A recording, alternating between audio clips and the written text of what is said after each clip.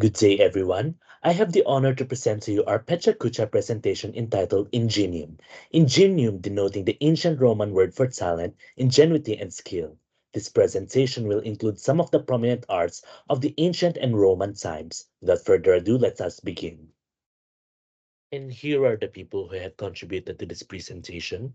Mr. Charles Bazil, yours truly, Miss Alexandra Manzo, Miss Tirish Isabel Ortiz, Miss Natalie Ivy Sabado, Miss Elijah Rain Santos, and last but certainly not the least, Mr. Redmond Vincent Ramirez.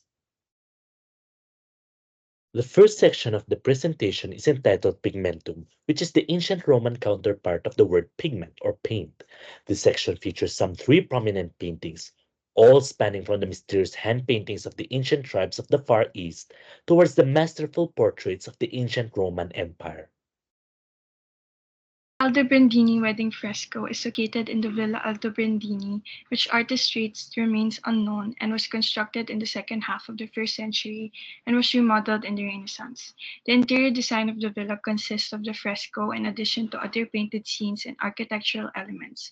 In 1818, Cardinal Aldobrandini purchased it and was added to the Vatican collection.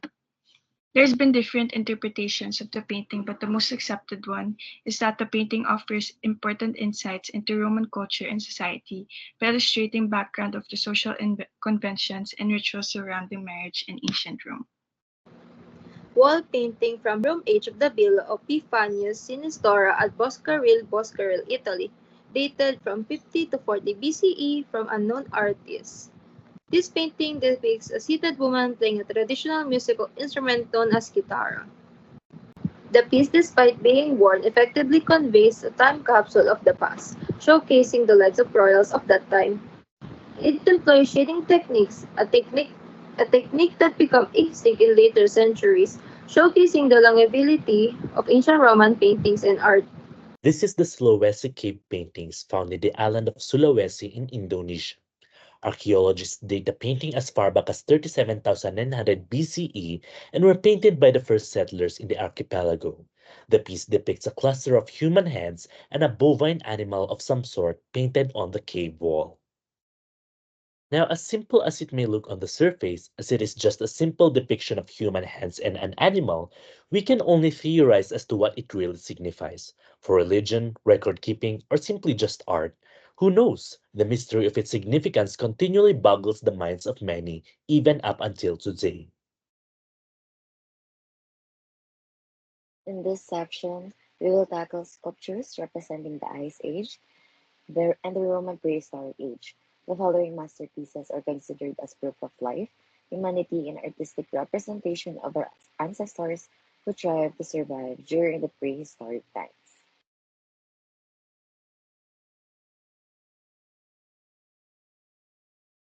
Venus of Brassempouy, also known as the Lady of Brassempouy, is the oldest known realistic depiction sculpture of a human face. It is carved from a mammoth ivory or tusk and was discovered in 1894 in a cave known as La Grotte de Pupa in Brassempouy, France. The sculpture is one of the few ancient markings that have been discovered that virtually represents the prehistoric age.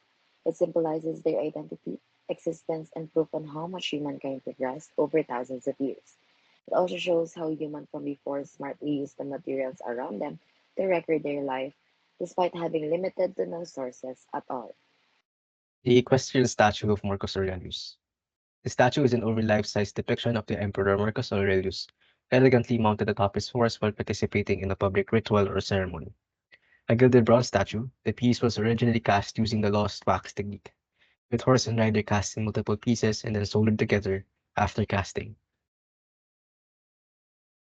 The equestrian statue of Marcus Aurelius impressively conveys power and authority, capturing the essence of a Roman emperor with intricate details and lifelike features. The dynamic composition and realistic portrayal of facial expressions and gestures invoke a sense of leadership and determination. For the last segment of this presentation, we have unus lapis, which means one stone in Latin.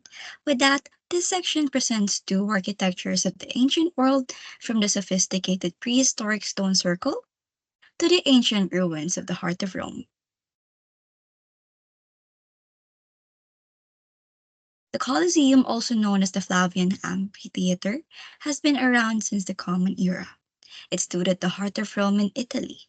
This is an arena built for the Roman people where entertainment took place in ancient Rome. This is known as the largest amphitheater in the world.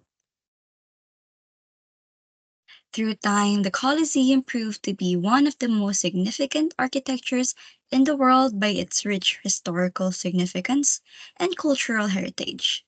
It's a timeless symbol of artistic excellence, resilience, and legacy of human attainment. Stonehenge. This is a prehistoric architecture that is earliestly known at 1130 AD, but it is estimated to be built around 3000 BC. Its artists or authors are unknown, but it was built in England County of Wiltshire. The Stonehenge is an iconic emblem of Britain's ancient past, and it is fundamental to British cultural and historical identity. It demonstrates remarkable prehistoric human creativity in engineering and astronomy. And with that, we end our presentation on the ancient and Roman arts.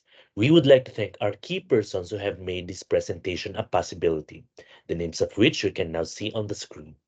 Exploring the arts of the ancient past has been a mystifying experience, and truly, we thank you for lending us your time.